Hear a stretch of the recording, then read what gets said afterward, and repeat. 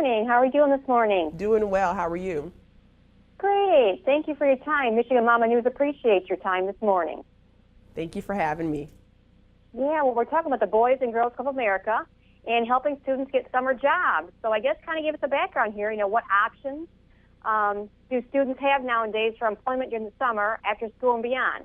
Yeah, you have quite a bit of options these days, from job opportunities that are right there in their own neighborhoods, mowing the lawn, some of the older occupations that some of us grew up with, as well as just looking across their city for any employment opportunities.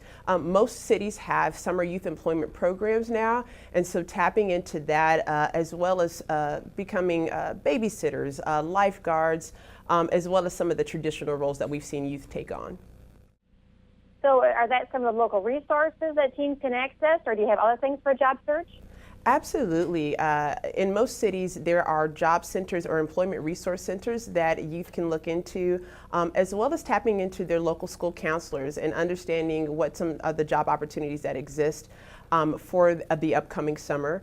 I would also tell young people to go to their local library to understand how to do their job search, as well as to build and create their resumes. And of course, coming to a local Boys and Girls Clubs where they can tap into their local college and career center that in partnership with the Hartford to learn more about what it means to go into the workplace and to be ready and to find new job opportunities at the club. So how can students begin planning for their future now? Yeah, it's important to begin early. And so young people can think about what are their passions, what are their interests, and what do they like to do. And then get with a mentor or someone like a youth development professional at a Boys and Girls Club to understand what are the steps to get to actually what they want to do. Then we help them to set goals and then help them to execute on those goals in the future. So how can students kind of stand out as candidates for prospective employers when applying for these jobs? Yeah, I would say three things. The first is bring your authentic self to the interview and when applying with these employers. Make sure that you bring some of your personality to the interview, but that it also shows up within your resume. The second thing that I would say is come dressed to impress, understanding whatever it means for that particular work setting and making sure that you're presentable and professional. Lastly, I would say to send a thank you note once you had that interview, just to show a little gratitude to those who provided that interview and opportunity for you. So can parents get involved? What could they do to help their teens apply for jobs? Yeah, I think parent involvement is critical to a job search for a young person.